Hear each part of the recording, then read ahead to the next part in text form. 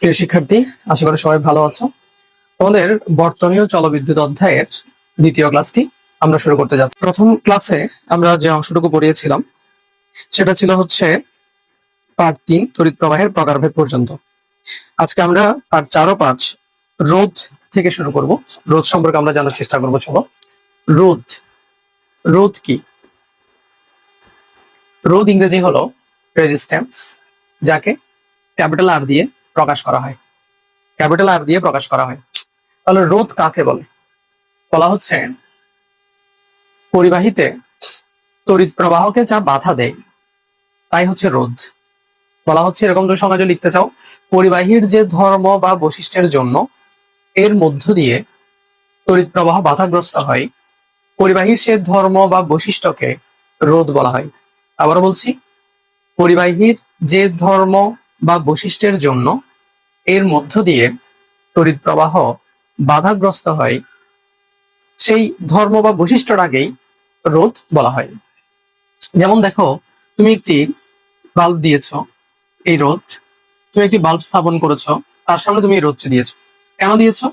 যাতে এর মধ্য দিয়ে যে তড়িৎ প্রবাহটা যাবে, বাল্বের যে ভোল্টেজ, মনে করো 20 ভোল্টেজ, এখন ওই মূল প্রবাহতে যদি 100 ভোল্টেজ 1000 ভোল্টেজেরও যদি তড়িৎ প্রবাহ চলে আসে, সেক্ষেত্রে জাস্ট 20 ভোল্টেজকে এই রোধ কি করবে? ওই ভালভের মধ্যে দিয়ে যেতে দিবে। আমি রোধটাকে 20 ভোল্টেজ যাই মতন করে রোধটাকে স্থাপন করব।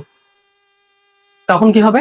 যে এর মধ্যে দিয়ে 20 ভোল্টেজ এর পরিমাণ তড়িৎ প্রবাহ যাবে, বাকিটাকে সে ফেরত দিবে। বাকিটা যেহেতু কিন্তু পরিবর্তী প্রবাহ, সে যেহেতু আসে যায়, বাকিটা কিন্তু উল্টো পথে চলে যাবে, মূল প্রবাহের সাথে যুক্ত হবে। তাহলে রোধ কিন্তু ওকে সেভ করছে, বাল্বটিকে বা তড়িৎ প্রান্তটিকে। এরকম এটা যেটা এঁকেছি না, এটা হচ্ছে স্থির রোধ। রোধ দুই প্রকার, একটা হচ্ছে স্থির রোধ, আর একটা হচ্ছে পরিবর্তনশীল রোধ। এই রোধের চিহ্নটি হচ্ছে স্থির রোধের চিহ্ন, যেটা যদি পরিবাহীতে স্থাপন করি তাহলে নির্দিষ্ট পরিমাণ তড়িৎ প্রবাহই কিন্তু বাল্বের মধ্যে দিয়ে যাবে, একরকম ভাবে বাল্বটি জ্বলবে। কিন্তু পরিবর্তনশীল রোধ যদি আমি স্থাপন করি, পরিবর্তনশীল রোধের চিহ্ন হচ্ছে এরকম, এভাবে করে কেটে দেওয়া হয়, কিংবা এভাবে করে দিয়ে একটা তীর চিহ্ন দেওয়া হয়। এটা পরিবর্তনশীল রোধ, ইংরেজি হচ্ছে রিওস্ট্যাট, আর রোধের ইংরেজি হচ্ছে রেজিস্ট্যান্স। তাহলে পরিবর্তনশীল রোধ কি? পরিবাহীতে সংযুক্ত অবস্থায় যদি রোধের মানের পরিবর্তন করতে পারো, যেমন এই যে ফ্যানের মধ্যে তুমি যে ফ্যানের জন্য যে রেগুলেটর দিয়েছো, সেখানে যে রোধটি ব্যবহার করা হয়েছে, সেটা কি করা হয়েছে? পরিবর্তনশীল রোধ। কারণ দেখো, তুমি কিছুক্ষণ রোধ বাড়াচ্ছ, রোধ যখন বেড়ে যাচ্ছে, রোধ মানে বাধা, বাধা বেড়ে যাচ্ছে, ফলে তড়িৎ প্রবাহটা স্লো হয়ে যাচ্ছে, ফ্যানটা স্লো হয়ে যাচ্ছে। রোধ যখন কমিয়ে দিচ্ছ, তখন কি হচ্ছে? বাধা কমে যাচ্ছে, তড়িৎ প্রবাহ বেশি যাচ্ছে, তখন ফ্যানটা জোরে ঘুরছে। তার মানে কি বুঝতে পারলাম? পরিবর্তনশীল রোধ হচ্ছে এমন একটি জিনিস যা বর্তনীতে সংযুক্ত অবস্থাতেই রোধের মানের আমরা পরিবর্তন করতে পারি। আর স্থির রোধ হচ্ছে এমন একটা জিনিস যা বর্তনীতে সংযুক্ত অবস্থায় রোধের মানের পরিবর্তন করা যাবে না। তাহলে বর্তনীতে সংযুক্ত অবস্থায় যে রোধের মানের পরিবর্তন করা যায় না তাকে বলে স্থির রোধ, আর বর্তনীতে সংযুক্ত অবস্থায় যে রোধের মানের পরিবর্তন করা যায় তাকে বলে পরিবর্তনশীল রোধ। আশা করছি রোধ সম্পর্কে ক্লিয়ার। এরপর এসছে ওহমের সূত্র। ওহমের সূত্র সেটা দেখো, তোমাদের বইয়ের যা লিখেছে এর চেয়ে আমি একটু বেশি পড়াবো। ওহমের সূত্র, ওহমের সূত্র বলছে কোন পরিবাহীর মধ্য দিয়ে যে পরিমাণ তড়িৎ প্রবাহ যায়, যে পরিমাণ তড়িৎ প্রবাহ যায় তা ওই পরিবাহীর দুই প্রান্তের বিভব পার্থক্যের সমানুপাতিক।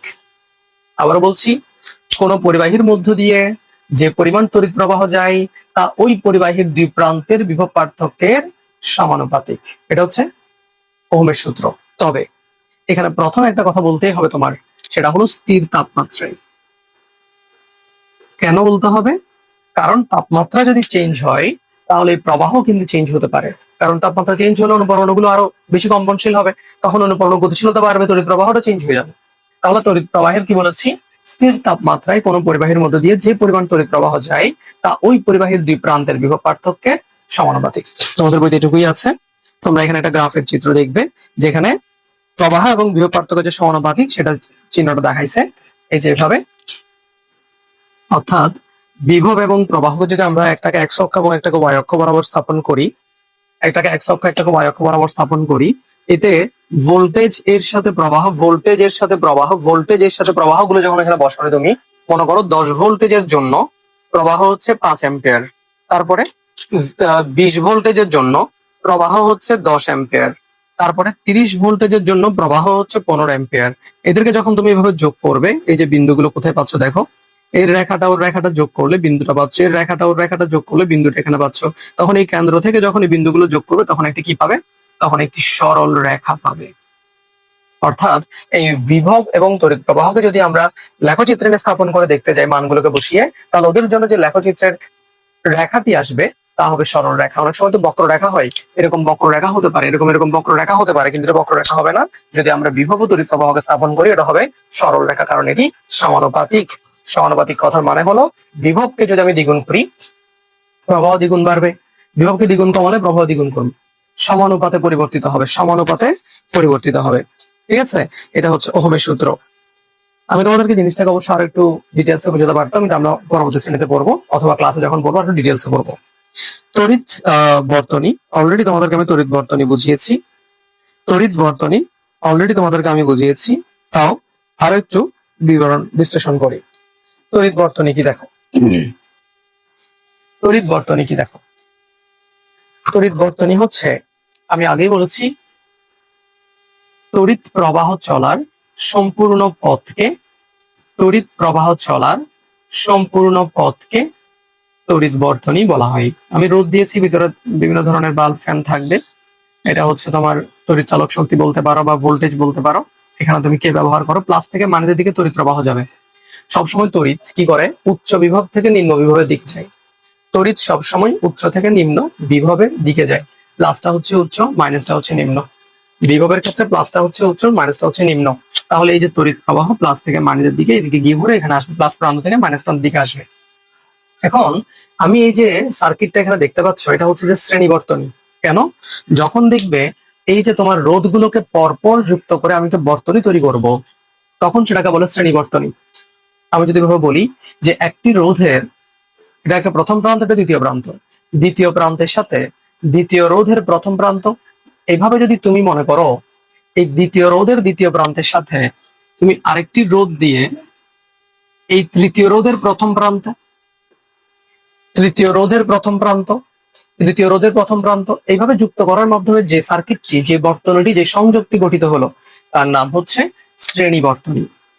তার নাম হচ্ছে শ্রেণী বর্তনী।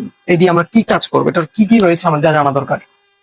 আবার বলছি, কোন বর্তনীতে রোধগুলোকে পরপর সংযুক্ত করে কিংবা একটি রোধের দ্বিতীয় প্রান্তের সাথে দ্বিতীয় রোধের প্রথম প্রান্ত, দ্বিতীয় রোধের দ্বিতীয় প্রান্তের সাথে তৃতীয় রোধের প্রথম প্রান্ত, এভাবে যুক্ত করে যে বর্তনী তৈরি করা হলো তাকে বলা হচ্ছে শ্রেণী বর্তনী। শ্রেণী বর্তনীর ক্ষেত্রে তোমাকে যদি তুল্য রোধ বের করতে দেয়, শ্রেণী ইংরেজি সিরিজ থেকে আরএস লিখলাম, তখন সূত্রটি একটু মনে রাখো, তোমার অঙ্ক আসতে পারে এরকম, যতটি রোধ দিবে ততটি রোধকে তুমি যোগ করতে হবে। যতটি রোধ দিবে, আর এন লিখেছি লাস্টেরটা, আর এন, যতটি রোধ দিবে, তিনটি রোধ, তিনটি রোধের যোগফল, শ্রেণী বর্তনী রোধ, তুল্য রোধ সমষ্টি বের করা।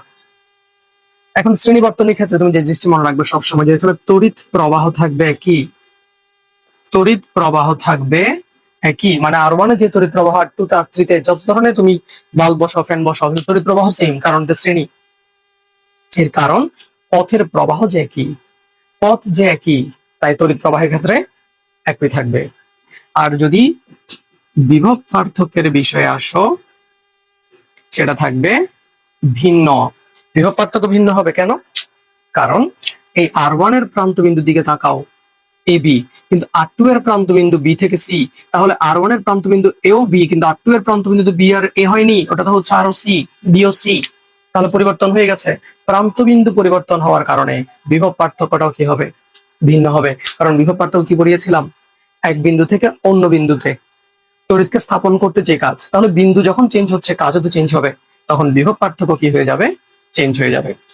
এটা ছিল বর্তনী চলবিদ্যুতের শ্রেণী বর্তনীর বিশেষ বৈশিষ্ট্য। সমান্তরাল বর্তনী নিয়ে তোমাদের ক্লাস আগামী ক্লাসে যুক্ত হই।